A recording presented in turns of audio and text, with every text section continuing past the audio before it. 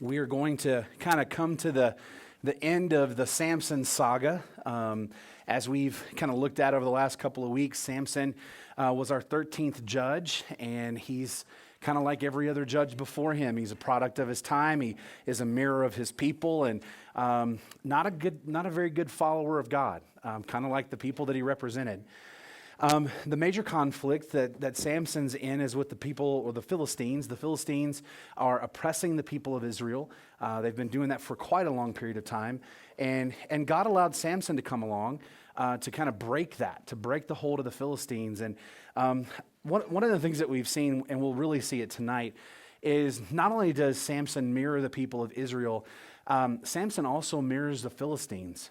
The way that he interacts with people, the way that he kind of is rash and angry and impulsive is very much like the Philistines. And in fact, one of the things that makes him very similar to them is the way he doles out what he calls justice. It's not just. And so you'll see that tonight. And so, you know, when we talked about Samson, God had set him apart before he was born. He took the Nazirite vow, which means his hair could not be cut. He could not come in contact with a dead body, and he could not eat or drink anything from the fruit of the vine. And we've seen him break all of those super quick in his life. And you're going to see him do it in dramatic fashion tonight, because he's going to be around a lot of dead people, because he makes a lot of people dead in the next couple of chapters. But as we look at this, some questions that we've been thinking about and looking at is, you know, just how we work this out, that God uses someone who's so flawed, who doesn't follow him, who really doesn't seem to have any care or concern for God's word or his commands. And kind of where we've been over the last few weeks is God uses flawed people.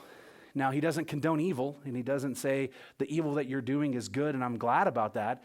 But he says, listen, I'm going to use this for my ends and my purposes. And the purpose that God is allowing this to happen is because he wants to set free his people. And so he's going to use this really flawed man, and you're going to see a lot of his flaws on display tonight. So let's start in Judges 15, and listen, feel free. The last few weeks have been fun. We've had a lot of questions and a lot of discussion, so feel free to stop me. We're in no hurry to move forward, so stop me, and you can ask questions, we can discuss, and it'll all be good. So let's look in Judges chapter 15.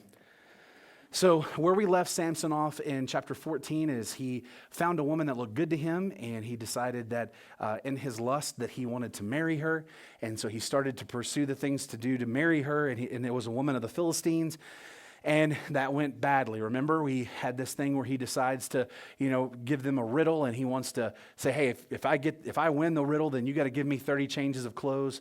But if you win the riddle, I've got to give you 30 changes of clothes, and this is for 30 people. And so it would have been, you know, a lot of clothes that he would have had to give. And so that went bad because his wife, and he had not yet become wife, but his soon-to-be wife gave away the riddle. And things went bad. He killed a lot of people, killed 30 people to get 30 changes of clothes, and you know, so it was bad. And so he leaves without finishing the marriage, without doing all the things, and then this is where we pick up in chapter 15. After a while, in the time of the wheat harvest, Samson visited his wife with a young goat and said, I will go into my wife in her room. But her father did not let him enter. Her father said, I really thought that you hated her intensely, so I gave her to your companion. Is not her younger sister more beautiful than she? Please let her be yours instead. Samson then said to them, this time I shall be blameless in regard to the Philistines when I do to them harm. Samson went out and caught 300 foxes and took torches and turned the foxes tail to tail and put one torch in the middle between two tails. When he had set fire to the torches, he released the foxes into the standing grain of the Philistines, thus burning up both the shocks and the standing grain along with the vineyards and groves. Then the Philistines said, who did this? And they said, Samson, the son-in-law of the Timnite, because he took his wife and gave her to his companion. So the Philistines came up and burned her and her father with fire. Samson said to them, since you act like this, I will surely take revenge on you, but after that I will quit. He struck them ruthlessly with a great slaughter, and he went down and lived in the cleft of the rock of Etam. So, where we leave off, Samson gets mad at his wife, leaves and just leaves her there, just deserts her completely. Her father, thinking that she's been rejected forever, marries her off to his companion. Now that term for companion in Hebrew really means best man. marries her off, and he doesn't know anything about it. So now we come in chapter 15, and Samson goes to see his wife. Now, some time passes, as the Bible says, some time passes, but now it's about harvest time. So probably what's happened is we've had several months where Samson's had no contact with this woman, has not pretended that she was his wife, has not said anything about her being his wife, and several months passes, and now the harvest has come, and it seems like that Samson decides, hey, I'm going to go see my wife. Now, you could read that in a couple of different ways. One way you could read that is, Samson had some time to cool off and recognize that he had been a dork and that he had made a really bad decision, and he's going to go back and apologize to his wife. You could read it that way, and you would be wrong. Because listen to what it says. After a while, in the time of the wheat harvest, Samson visited his wife with a young goat and said, I will go to my wife in her room. Why do you think Samson decided to visit his wife? I have a wife. She looks good. I think I'm going to go and take my wife. Now, notice it doesn't say that Samson asked if he could come, that Samson had told her that he was coming. He just shows up. And he shows up with a goat. Not the greatest present that you want to, go and give. What he's trying to do is, it's kind of like a peace offering. I'm going to bring a goat. We're going to slaughter the goat together. We're going to eat together. We're going to put all this stuff to bed. Everything's going to be fine. Now, the problem is he has not done anything with her. He didn't fulfill the marriage. He didn't bring her home. He didn't consummate the marriage. Didn't do any of that kind of stuff. And now we have a really big problem because there's some other dude in her room. And Samson goes and recognizes that, there's another guy, and he's not happy.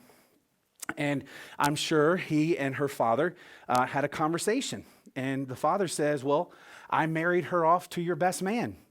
And listen to what the father says. I really thought that you hated her intensely. I mean, is he wrong? When we left him off in chapter 14, what did Samson tell her? You have worried me, you have nagged me day by day by day, and then you revealed my secret. How? I didn't even tell my parents. Remember? He said, I didn't even tell my parents. Why would I tell you? And then I tell you, and you betray me. And then he murders a bunch of people that live in the city next to her. That's a pretty big statement of, I don't like you. But he's mad now, right? He's angry. Because that's his property. Remember, we looked at that. He went to, I want to take this woman. Mom and Dad, go get her for me. This isn't about him being married to her. This is his property. And so he's angry. And the father, knowing Samson's kind of short temper and crazy and does, things on a whim, is like, hey, yo, man, we thought you hated her. Like, where you been? You got mad and you were yelling at everybody and you left and you killed a bunch of people and we just decided, okay, we're going to marry her off to somebody else. Makes sense, right? So he's trying to calm Samson down. I mean, I just didn't think that. And then, this is kind of shocking to us when we read this, he tries to make a bargain with Samson. What's the bargain that the dad tries to make with Samson? Have you checked out her younger sister? I mean, she's better looking than her. Do you want her? Now look, when we read these things, it is just almost outside the bounds as a parent to think about going, hey, why don't you take my other daughter? Like putting her up. But you got to recognize who's standing in front of you. Yeah, and what do you know about Samson as this dad? He's crazy, and he's crazy strong. You don't know what he's going to do. I mean, he's not only threatened violence, he's committed violence. In just a minute, he's going to do, it says that he kills them violently, right? He creates violence where he's at, This guy is in a no-win situation. If I tell him no, he can't have the daughter that he's married to, he's going to kill everybody. If I tell him there's nothing we got for him, he's going to kill everybody. I've got a daughter. Maybe we'll live if I can appease this guy. So what does Samson say? Samson says, this time I will be blameless when I kill you. He says in verse 2, I gave her to your companion. Is not her younger sister more beautiful than she is? And I hope his other daughter wasn't near when that happened. Please let her be yours instead. Samson then said to them, this time I shall be blameless in regard to the Philistines when I do them harm. Now here's a question. Why in the world is he punishing everyone and not just this family? Now, I'm not saying the family should be punished for this. I'm just saying, what is Samson's first response? He's not angry at the dad. He's not angry at the girl who he was married to. He's not angry at this girl. I'm not going to vent my rage on you. What I'm going to do? I'm going to kill everybody else. I mean, I don't know how he said it, but you can almost imagine like him just being like a sociopath and going, okay, this time I'll be in the right when I murder everyone. Right? So, actually what he's doing here is he's blaming them. This is all your fault. You forced my hand. When I go out and do what I'm about to do, your fault. Your fault. So what does he do? Well, he destroys everything. He destroys everything just like the Philistines had been doing. So look how he does that. Remember, it's harvest time. So everything is fully grown, it's bloomed. You know, this is the time where not only do you get the grain that you're going to use to feed your family and you're going to sell to, help your business and your town, but you also have the grains that fall back into the earth that you catch, and so you can replant next year. So this is the time when everything that you need to continue to survive is here. And listen to his plan. Samson went and caught 300 foxes. Now, when I read that, I'm thinking, how long did that take? And here's a scary thing. This dude's huge, but it sounds like he's pretty nimble. I mean, you got to be quick and light on your feet to catch a fox, let alone 300 of them. And then, I just start thinking crazy things, like, was he running around with foxes in his hand, catching other foxes? I don't know. There's a lot of questions I have that God doesn't answer, and that's okay. But he catches 300 of them. Then he has the patience, and listen to this. This is crazy. He has the patience to take them 2 by 2, tie their tails together, put a torch in the middle of their tail, and set it on fire. Now, what did these foxes do? They didn't do anything to anybody, and yet he's like, okay, I'm going to kill you too, Doesn't care. And so he sets them out, to run. Now, think about how effective this is. If you're on fire, what are you going to do? You're going to run. You're just going to run. And that's what they did. And they ran into the grain field. And it burnt everything down.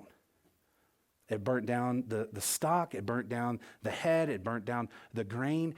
In that one moment, with 300 foxes, he killed an entire town. Because he took their entire food supply away. Not only did he take their food supply for today, he took it for the next year and the year after that, and the year after that. Because where do you get grain?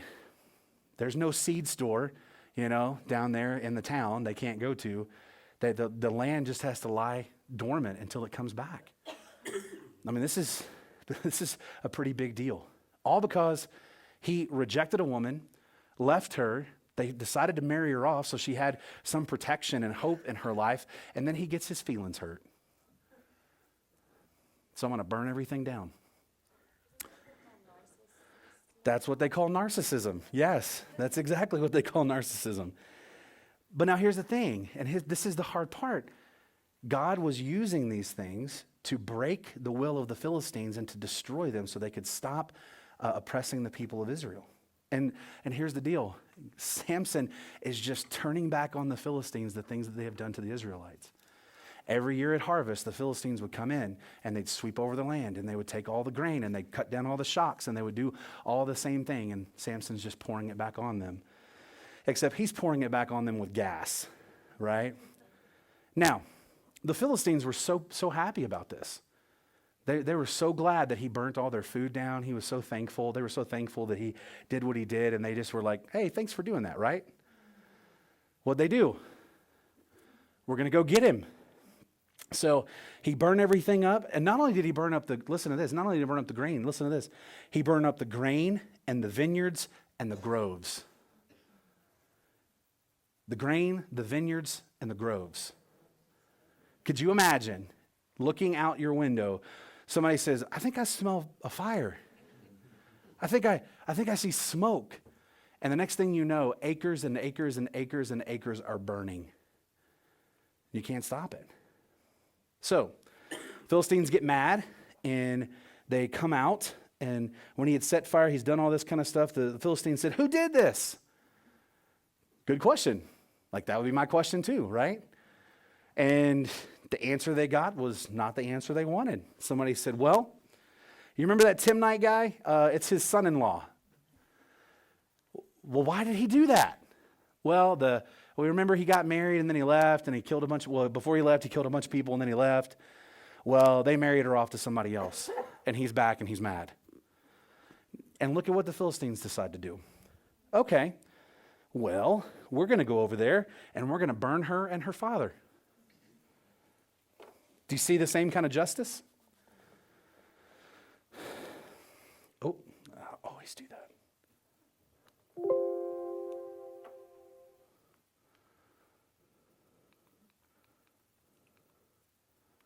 Sorry.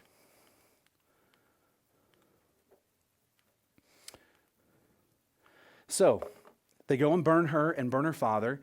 And you would think that Samson, would be done with this. But as soon as they're done and he finds out that they get killed, Samson basically says this. Well, since you act like this, you must pay. Now, here's the funny thing. Isn't Samson doing the same thing? I mean, literally, it's pretty much the same thing, Now, you're right. What we're starting right now is we're starting a game of you started it. Why are you doing this, Samson? Well, you started it. Philistines, why are you doing this? Samson started it. Samson, why are you doing this? Philistine started it. Notice how it's nobody's fault. Somebody else started it. And what happens in this, you started it, we just keep going back and forth and back and forth and back and forth. And more people have to pay.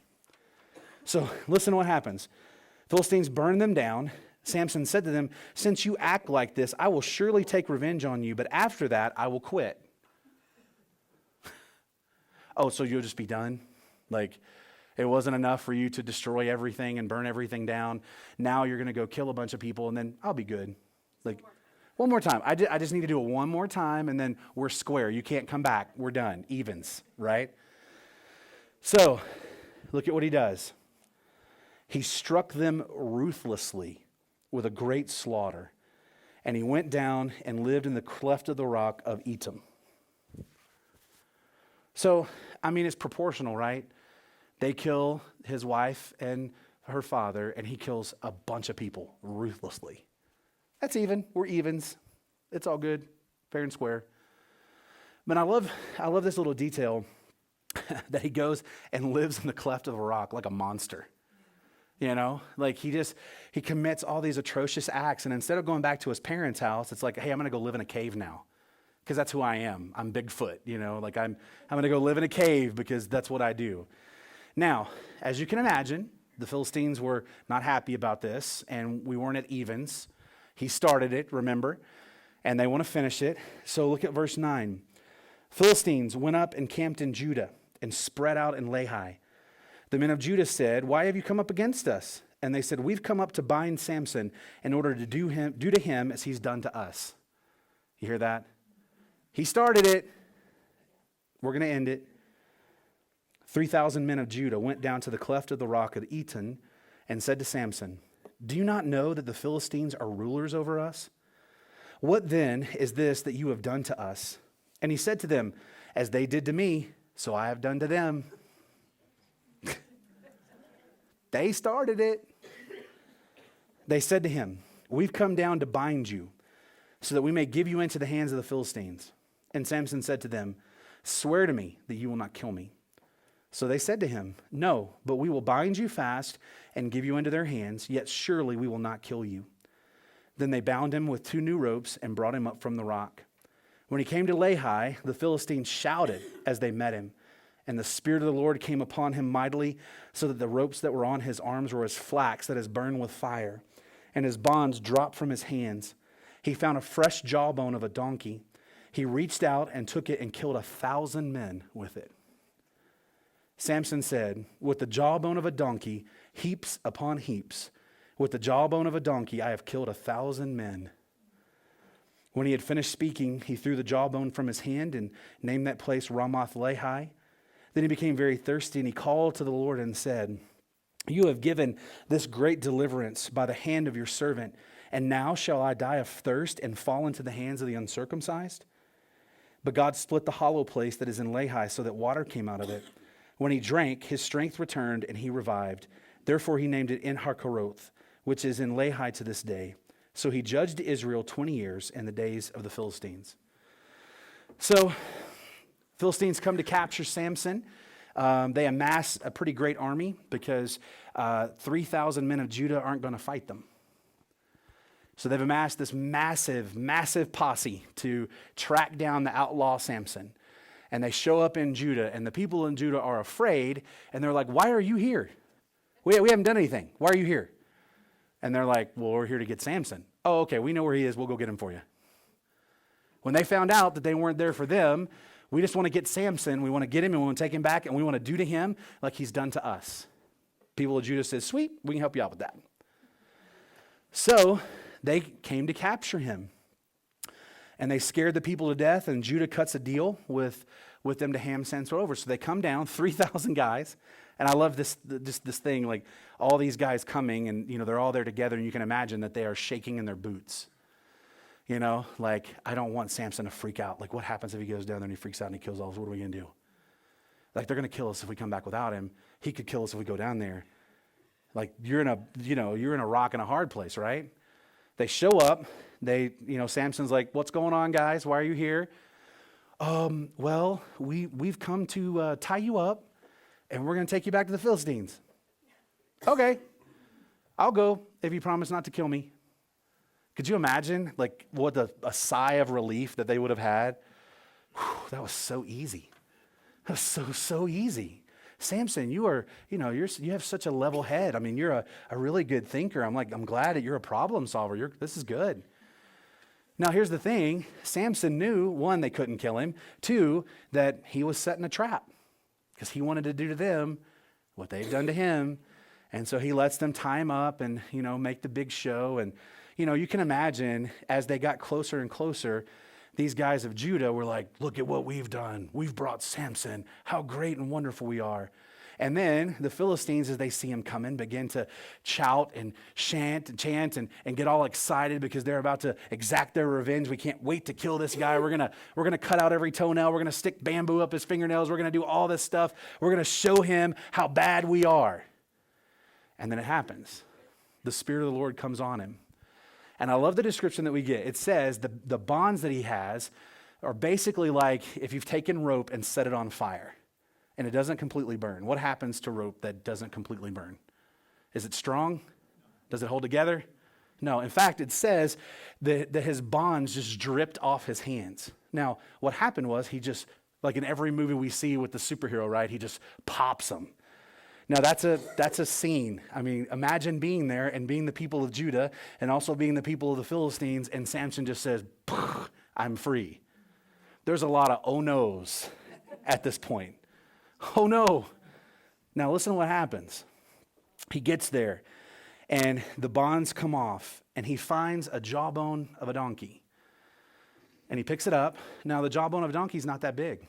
I mean, it's, like a small knife. It would be like a small knife in your hand. It's not that huge. And it's not sharp. Like he hasn't had time to whittle it down to a point. This is brutal, blunt force trauma. And think about the carnage. Because like when I start thinking about these things, I think logistics. Like I don't know what size army the Philistines had. And I hate those movies where you have the character, like the superhero character or whoever the main guy is, and they go to fight like 800 people and they come at him one at a time. Yeah. Like, just gang up on him, But here's the thing. This is not a guy that you can gang up on. And think about the blunt force trauma as they're coming at him and he's crushing skulls and he's knocking off arms and lopping off legs. Does that make you want to run at him? No. And here's the thing. He kills 1,000 people. I mean, this guy just goes to swinging and people are dropping. And then, in true Samson fashion, he decides to, I don't know if he decides to sing or if this is like a slam poetry moment where he just stops in the middle of everything. And he was like, with the jawbone of a donkey, heaps and heaps. You know? Look at what I did. You know, he's standing in the middle of all this carnage and there's still an army out there. You know, he's just letting them know, I got plenty. If you want some, let's go. Now, in this moment, something happens. As you can imagine, I mean, all the physical exertion it would have been to kill 1,000 people, he all of a sudden realizes, I don't feel so good, you know? And now, I've never had anything like that happen, you know, but I did have a moment in my life where I recognized what was going on with Samson. I wrestled in high school, and I was wrestling my first tournament. I was super excited and super nervous, and I wrestled a guy. Actually, the guy I was supposed to wrestle didn't make weight, and so I had to do an exhibition match, which meant I could wrestle anybody that was available. And I got the heavyweight guy that was 125 pounds heavier than I was. And I get out there, and I start to wrestle the guy, and for 3 minutes, I'm doing everything that I can for this guy not to destroy me. And while I was doing all my moves and remembering all my technique, there was a thing that I forgot to do, and that was breathe. And I hear the whistle go off, and he's on top of me, and I stand up, and the first thing that happens, I go, and I pass out. Completely out. And, you know, the smelling salts, none of that stuff worked. And I think that's what happened with him. He just exertion, and then he stops. And he has time to do his little poetry and rap for everybody so that they know how bad he is. And then he's like, oh, I don't feel good. And so here's what he does. He cries out to God. He calls and he says, I'm very thirsty. And he called to the Lord and said, you have given this great deliverance by the hand of your servant, and now shall I die of thirst and fall in the hands of the uncircumcised?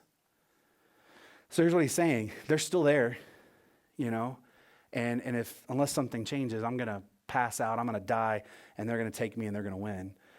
And so God opens up, I don't know if it's a hollow tree, if there was a hollow place, but evidently he shoots this spring out of the ground, and Samson begins to drink. And again, I just think, this is the craziest thing. Like, I can't even imagine being there to watch this. Like, he cries out to God to do something, and then water just shoots up out of the ground, you know. And the fact that it doesn't change him, it doesn't change the people of Judah, it doesn't change the Philistines, that literally happened. And so he drinks until he feels better. And then he looks up and says, who's ready for some more? So he kills them, and here's what happens. He basically says, and they just say, well, he judges in Israel for 20 years. So what happens is we see, again, another little scene where God uses Samson's arrogance and his impulsiveness, his anger, and all these things to bring judgment on people who have the same traits and do the same things. Now, we get to Judges 16, and this is where Samson's fall happens. Now, I titled this Samson's Weakness and Fall. And so I want to ask you guys, what do you think Samson's weakness is? Lust. What else? His strength. What else? Pride. He's not submitted to God. See, and here's the thing that's so funny. Samson knew his weakness, or he thought he did. God had told him not to touch anything dead. Well, he did that. Not to eat or drink of the fruit. Well, he did that, you know, and to not cut his hair. Well, the only thing he hadn't done was to cut his hair. And so here's what he assumed. As long as my hair's okay, I'm okay. And now the real thing that we find out when Samson gets captured, and this is such a sad scene, and I don't wish this on anybody, but when you see somebody as arrogant as he is and just full of himself as he is, when they get that final comeuppance, when it happens, you're kind of like, yeah, you deserve that.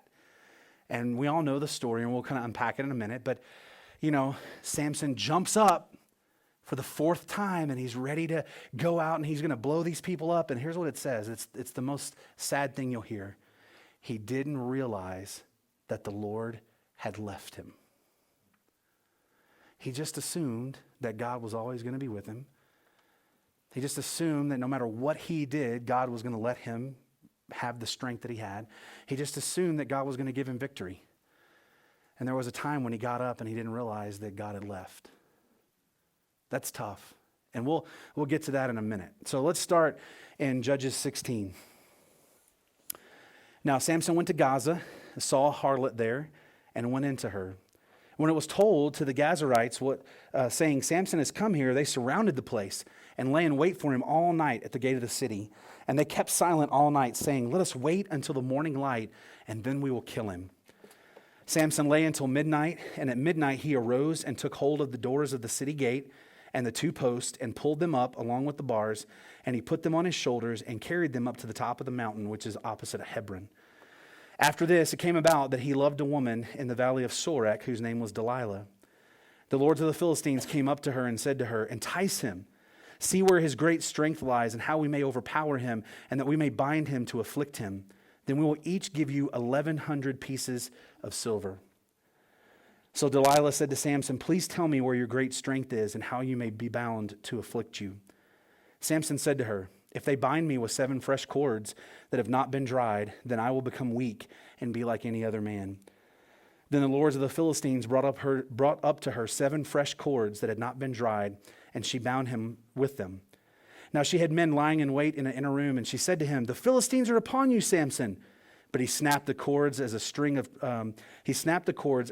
toe snaps when it touches fire. So his strength was not discovered. Delilah said to Samson, behold, you've deceived me and told me lies. Now please tell me how you may be bound. He said to her, if they bind me tightly with new ropes, which have not been used, then I will become weak and be like any other man. So Delilah took new ropes and bound him with them and said to him, the Philistines are upon you, Samson. For the men were lying in wait in the inner room, but he snapped the ropes from his arms like a thread. Delilah said to Samson, up to now you have deceived me and told me lies. Tell me how you may be bound. And he said to her, if you weave the 7 locks of my hair with the web and fasten it with the pin, then I will become weak and be like any other man. So while he slept, Delilah took the 7 locks of his hair, wove them into the web, and she fastened it with the pin and said to him, the Philistines are upon you, Samson. But he awoke from his sleep and he pulled out the pin of the loom and the web. She said to him, how can you say I love you when your heart is not with me? You have deceived me these 3 times and have not told me where your great strength is. It came about when she pressed him daily with her words and urged him that his soul was annoyed to death. We'll come back to that. So he told her all that was in his heart, and he said to her, a razor has never come on my head, for I have been a Nazirite to God from my mother's womb. Is that true? I mean, technically true, but not really true. If I am shaved, then my strength will leave me, and I will become weak and be like any other man. When Delilah saw that he had told her all that was in his heart, she sent and called the lords of the Philistines, saying, come up once more, for he has told me all that is in his heart. Then the lords of the Philistines came up to her and brought the money in their hands. She made him sleep on her knees and called for a man and had him shave off the 7 locks of his hair. She began to afflict him, and his strength left him. She said, the Philistines are up upon you, Samson. And he awoke from his sleep and said, I will go out as other times and shake myself free. But he did not know that the Lord had departed from him. Then the Philistines seized him, gouged out his eyes, and they brought him down to Gaza and bound him with bronze chains, and he was a grinder in the prison. However, the hair of his head began to grow again after it was shaved off. So we'll stop right there and we'll kind of work through till we get back to the end. But so here's what we have. Samson goes to Gaza. Now, you may not know, but Gaza is one of the 5 main cities of the Philistine kingdom. And Sorek, that we're going to talk about in a minute, where Delilah lives, is a main city of the people of the Philistines. Is Samson a welcome person in the Philistine country? If they had a post office, who would be on the wanted poster as number 1? Samson. Do you see how little regard he has for people? He's basically living in Philistine country and daring them. Do something. Do something. So he goes to meet a prostitute there, and the entire town finds out, and they decide to surround him. And they think, hey, we're gonna let him do what he's gonna do, and then when he's good and tired, we're gonna go in early in the morning and we're gonna kill him. Well, that's not what happens. At midnight, and I want you to think about this. At midnight, he goes to the gate of the city. Now, this isn't a garden gate. This is a gate of the city. And he rips the entire thing off. Now, my question is, how in the world did people not hear that? You know, how did these people who were all around there, how did they not hear that? And maybe they did. Maybe they did hear that and were thinking, I don't know what's making that noise and I don't want to go find out. So he rips the whole thing off and runs it up a mountain on his shoulder and slams it down on the mountain and like, look what I did. And think about this. What he did is attack the safety and security of a village. Your gate is what allows you to let people in and keep people out. And basically what Samson said, you can't do anything to me. I took your security. What are you going to do to me? Now, he was flaunting his power. He was flaunting his arrogance. He was flaunting everything, basically saying, there is nothing you can do to me. I am untouchable. And then we meet Delilah. Now, remember, with his wife, same thing happened, right? She kept going to him and saying, why don't you tell me? And why don't you tell me? And why don't you tell me? And finally, when it was like, how can you say you love me if you don't tell me the riddle? I want you to see how arrogant he's become. What happens is Samson falls in love with Delilah. We don't know how he met her. We don't know where he met her. And it says love, but probably not. Probably what happened is he saw her like he saw the woman, and what do you think he said? She pretty. Get for me. I want. But we don't know when, where, how, but he has some love for her. But there's also this really weird thing going on where the Philistines come to her. Now, they must have had a relationship for some time for them to find this out, to know that he's with her, consistently with her. And the Philistine Lords, there's 5 cities that we know of, and there was 5 lords in those cities. There was more kind of governors and things, but these are guys like that, they ruled over the city. And these 5 guys come to her and make a deal with her. If you find out how we can get a hold of him and how we can kill him, we'll pay you 1,100 pieces of silver each. Basically what they're telling Delilah is that we will set you up as royalty, you and generations to come, if you help us out. And so she decided to do that. And we enter into a little game of cat and mouse called Give Me the Secret of Your Strength. Now, I don't know. I read this, I feel a little bit sorry for Samson, and then I don't. So the person that you love comes to me and says, hey, tell me how I can kill you. What's the best way, if I was going to kill you, what's the best way that I could do that? Can you tell me? Well, sure, let me tell you. I mean, I don't know if he suspected anything, but I think what happens here, he's so arrogant. He's like, I'm going to have a little fun with this. I know what she's doing. I'm going to have a little fun. And I'll get to kill some Philistines on top. That's just like gravy. That'll be good too. So they start this little game of cat and mouse. Now, the funny thing is he thinks he knows where his strength comes from. His hair. But it's not. Every time that his strength has come upon him, what does it say before his strength comes on? What does it say? The Spirit of the Lord comes upon him and gives him strength. See, that's the thing he didn't understand. It wasn't his hair. It wasn't the vow. It was God. God would come on him and give him strength. And so he'd put all of his faith and trust in his hair. And, this is the thing. This is what it is. And then here's what happens. She says, tell me, how can I kill you? Okay, well, you take fresh cords that have never been dried. And so, to create the tensile strength on rope, you wind them all around and you wet them and then you let them dry, and that really hardens them and makes them strong. And what he's saying is, if you put me in these fresh ones, it just saps all my power away. Now, I mean, maybe, nobody knows, but he tells her that. So she goes and tells them, this is what we're going to do. And then she sets up a plan. This isn't like a distant thing where she tells somebody else and they capture him and put cords around him. She does it. Homeboy goes to sleep, and she's wrapping wet cords around him. And he's just chilling, like, yeah, whatever. And then she does the thing, the Philistines are here, the Philistines are here. And he jumps up, breaks these things, and kills the guys. And then a day or two goes by, maybe. I mean, who knows? She might have asked him the next day, I can't believe you wouldn't tell me how I can kill you. I can't believe that you're going to sit there and lie to my face and not tell me how I can kill you. Don't you love me? I mean, if you love me, you would tell me how to kill you. So he tells her, okay. So, yeah, that last thing was, that's all fun and games.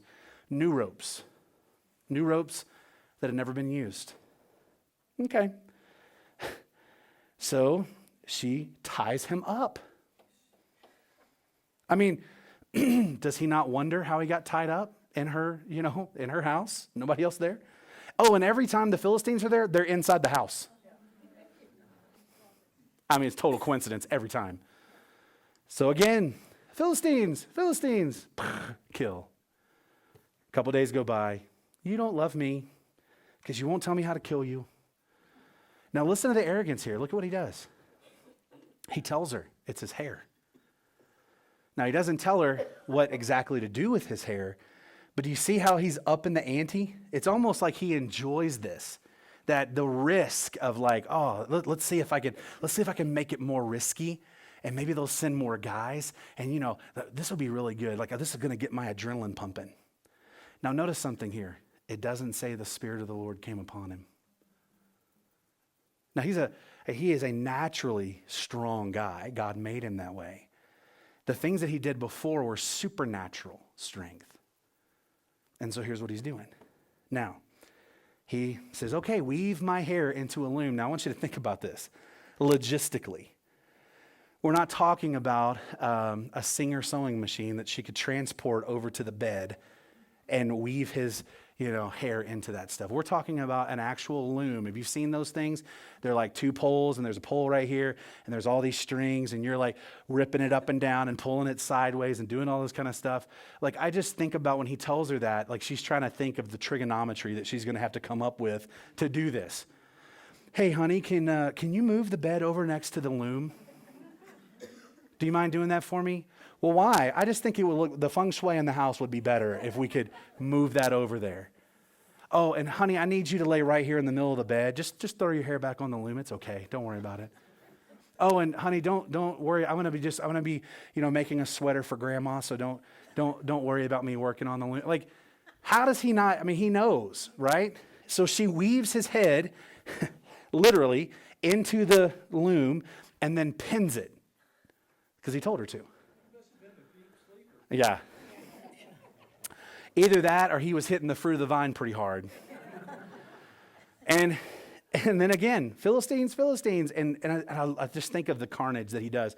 Rips this entire loom apart, It's like explosion. He comes out of it, kills the guys. Now, here's we get to brass tacks. Verse 15. How can you say I love you when your heart is not with me? Ooh. She went for the jugular on that one, didn't she? And we already know Samson's susceptible to that, right? We've seen it happen before. He didn't like that. Doesn't like that to be questioned. And then, verse 16, it came about when she pressed him daily with her words and urged him, that's very kind, that his soul was annoyed to death. He broke. Okay, fine. Because here's the thing. I think what he finally came to is he finally came to believe his own press. That he was absolutely indestructible. And I think he came to a place where he was like, you know what? If my hair gets cut off, I'm still going to have strength. Because I've broken all the other vows. And I still had strength. I've not done any of the things that I was supposed to do that God wanted me to do, and I still have strength. So I think he finally just got to the place where he believed his own press. And you know what? Let's see what happens. This is the riskiest situation of them all. Let's see what happens. Now, I want you to see how intimate this is and how sad it is. She brings him and sits down in a chair and puts his head in her lap, and that's where he falls asleep. And while he's doing that, she has some guy come in, and again, this just blows my mind. Some guy come in, and he's snipping off the he's actually shaving his head. Now, I've had haircuts all my life. I can't sleep through a haircut. And that's with good tools, they're hacking. This guy's never had a haircut in his entire life. That's got to be some thick stuff. If you've got 7 braids in your hair, that's thick.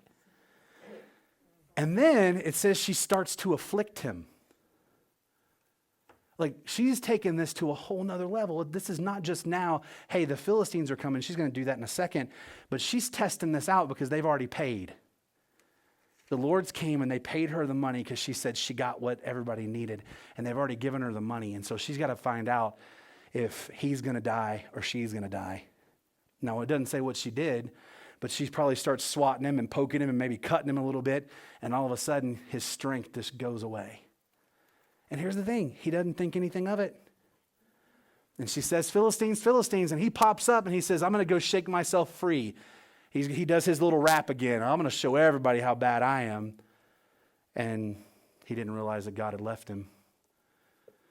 Now, could you imagine going out and thinking that, that you have the one true living God and the strength of the one true living God on your side and it not be there? Can you imagine not just the physical toll that's about to happen to him, but the spiritual and the emotional and the mental toll that, he's won every battle so easily. And then he goes out and he gets routed. They put this guy on his face and they gouge out his eyes. I mean, they humiliate him. And I'm sure they didn't stop there. I'm sure they beat him and spit on him and mocked him and made a public spectacle. They're going to do that in just a second. And then they tie him up in chains. And they take him back to their capital city and they stick him on the grinding wheel.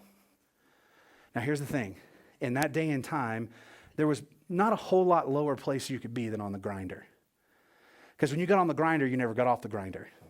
There wasn't breaks. There isn't lunch. They don't blow a whistle and you get to leave. You just grind. You walk in a circle for the rest of your life. And if you're not walking fast enough and you're not pushing out enough, they're going to beat you within an inch of your life because, it always makes people more enthused and more invigorated when they're, working to beat them with a whip, That always helps. And that's where he was. 1 minute, he's Samson. And now he's a grinder. But his hair began to grow. Now, this is an important point because here's what happens to end Samson and the feud with the Philistines. Sorry, let me jump down to that. Verse 23, the lords of the Philistines assembled to offer a great sacrifice to Dagon their god and to rejoice, for they said, our God has given Samson our enemy into our hands. When the people saw him, they praised their God, for they said, our God has given our enemy into our hands, even the destroyer of our country, who has slain many of us. It so happened when they were in high spirits that they said, call for Samson, that he may amuse us. So they called for Samson from the prison and entertained them, and they made him stand between the pillars. Samson said to the boy who was holding his hand, let me feel the pillars on which this house rests, that I may lean against them. Now the house was full of men and women, and the lords of the Philistines were there. About 3,000 men and women were on the roof looking on while Samson was amusing them. Now that's not all the people. That's just the people standing on the roof. And can I say that that would be a very poor choice of where you want to be that day? Samson called to the Lord and said, O Lord God, please remember me, and please strengthen me just this time. O God, that I may at once be avenged of the Philistines for my 2 eyes. Samson grasped the 2 middle pillars on which the house rested and braced himself against them, the one with his right hand and the other one with his left. And Samson said, let me die with the Philistines. And he bent with all of his might so that the house fell on the lords and all the people who were in it. So the dead whom he killed at his death were more than those whom he killed in his life. Then his brothers and all his father's household came down, took him, brought him up, and buried him between Zorah and Eshtaol in the tomb of Manoah his father. Thus he had judged Israel 20 years. So, the fall of Samson, head shaved, eyes gouged out, chained, in prison. He's a grinder. Not enough to humiliate him that way. They decide, well, we're going to have a huge celebration. And who wouldn't, right? The person that has been bringing so much pain and agony has now been brought to justice. And so they call a party together. And all the nobles and the lords and ladies and all their people that want to be lords and ladies, they all come together and they decide, okay, let's bring out Samson. And while they're doing that, they begin to celebrate their god, Dagon. That Dagon is the one who had brought them the victory. Dagon is the one who had subdued Samson. It says, our God has given Samson, our enemy, into our hands. Now, this is one of those kind of ironic moments when Dagon had not done this, but God had. God had given Samson over to them for a reason, because God was going to use Samson to bring judgment to the people of the Philistines. But they said, our God did it. Our God's great. Our God has given our enemy into our hands, even the destroyer of our country who has slain many of us. So they bring him out. They parade him around, and, I'm sure that everybody's like jeering at him and throwing stuff at him and spitting on him and, all these wonderful things because they're powerful and he's not anymore. But the secret is they don't recognize that his power wasn't in his hair. And so they bring him around and they bring him to a place, and he asked the kid, hey, can you lead me over to the place where the roof sits? And I want to put my hands on the pillars there. I'm tired. I need to lean up against it. Well, they didn't think anything about it because, the lion that once was great is blind. The lion that once was strong, that killed all these people, is lame. He's tired. He's beaten. Yeah, chain him up over there. Who cares? So he gets over there, and he's got his hands. Now, we don't know how big this guy was. We don't really have any idea, but he had to be big enough to be able to put his hands around two pillars, and these pillars are pretty big. So he had to have a pretty long wingspan to do that. And what happens is he cries out to God, and he says, God, hear me. God, remember me. And I need you to give me strength this one last time. I want to bring vengeance against the Philistines. Now, again, is that a good motive? He wants to do it because he lost his eyes. He doesn't want to do it because he wants to deliver Israel. He doesn't want to do it because he's following God. He wants to do it because they did it to me. We heard that before? I want to do to them what they've done to me. And God gave him strength. Now, I don't know what these people thought when Samson yells, let me die with the Philistines. I don't even know if they heard him because they're partying and they're singing and they're drinking and they're having fun. But you know what they heard real quick? The roof come down. 3,000 people come down with the roof onto the people. Now here's the deal. The way those amphitheater and things were set up, when the roof comes down, what else comes down with it? Everything. So we don't know that he destroyed everybody, but he bent in and pulled these things down, and he pulled everything down around him. Now, here's two things that I think are kind of amazing about this. One, they're singing the praises of their God. Where is their God at this moment? Yeah. God brought us the victory, or did he bring you defeat? And then the second thing, it says that his brothers came to find him and they brought him home. I mean, I don't know what he would have looked like after that. But they got him and they brought him home. So before we finish, I want to ask some questions. And if you have an answer, let's answer. If not, these are some that you can think about. So what are some of the lessons we can learn from Samson? Samson's a lot like Gideon. Do you want to be like Samson? It's unfortunate because so many times we put him as the hero, right?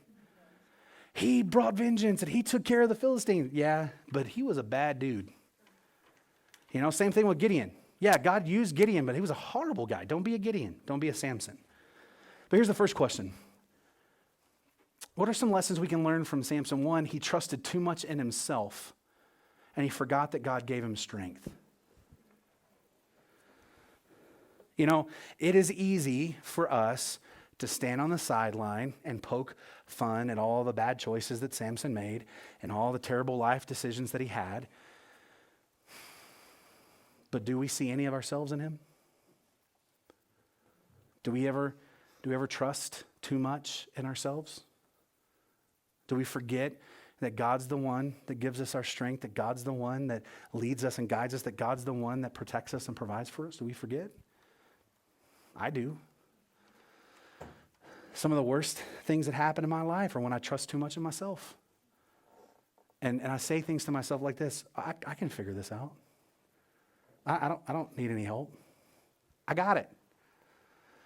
And then I realize, like Samson, when I jump up to go and fight and win, that the Lord isn't with me. And I don't have it. We can trust too much in ourselves.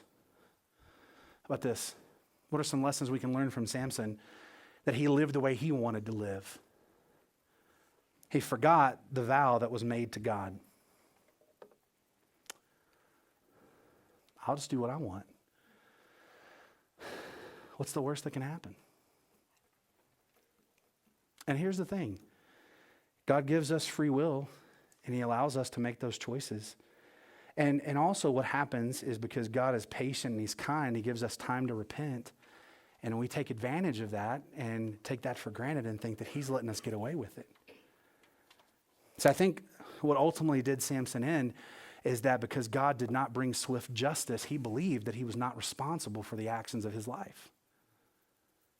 He believed that his sin would never catch him. He'd be the only one that didn't have consequences for his sin because he hadn't had any yet.